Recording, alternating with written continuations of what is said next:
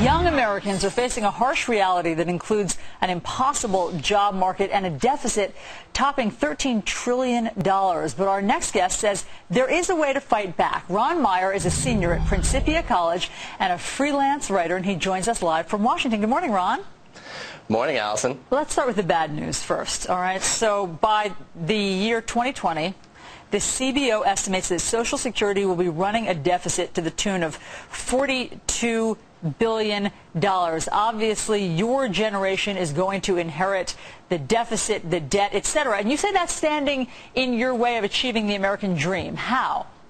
Well, absolutely. In the column I wrote for the Monitor, what I said is that pretty much you could take $100 bills and create 2 Berlin Walls, and that these walls symbolize the barrier standing between my generation and the American dream. And that's kind of the problem. With the future taxes that we're going to have to pay for entitlements for the debt that we're now racking up, almost $14 trillion by the end of this year, is something that we're going to have to deal with, and we ought to have a bigger say in this. Yes, we can vote now, but if you can serve your country, if you can go die for your country in foreign lands, you ought to be able to run for Congress. You ought to be able to have a voice, have a seat at the table, a real seat at the table.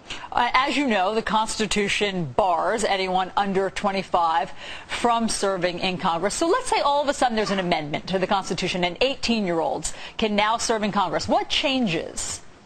What changes is that a youthful idealism can now come forward, and that youth actually probably be a lot more engaged in politics, I think. If we actually had people our age running for these big offices, people might be a little bit more engaged, paying more attention. Issues like debt, I think, would be more prevalent because it actually relates to our generation. It's something that we're going to have to deal with. It's in direct interest of, to us.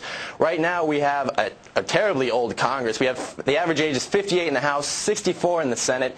And what they're doing is passing the buck to my generation, and we don't have a voice, and that's the issue. That's why we ought to be able to run and say something about it. And right now, not even, if you look at the media, if you look at Congress, if you look at state house races even, you go that far low, no one's talking about this issue that's young and that can really push this. Youth activism can be the catalyst that can get entitlement reform passed, in my opinion. Well, Ron, you make a great case. Critics, of course, would say that somebody like you, 20 years old, you don't yet have the life experience to weigh in on issues of national import. Quickly, what's your response? Well, Allison, listen, the people with life experience are what put us in the situation in the first place. That's why we're running, $1.4 trillion of deficit every year, is because these people with supposed life experience that have had to go through the system, get paid off by special interests, are now the people running the show. People who are younger wouldn't have as many contacts, wouldn't have as much dirt to rack up before running for Congress, and that's part of the reason why an idealistic youth would probably be a little bit more advantageous to what we have now in D.C. Just this culture here is terrible. Ron, you make some great points, and I think you've garnered some votes should you choose to run for office. Ron Meyer, thanks so much for coming in to explain this to us.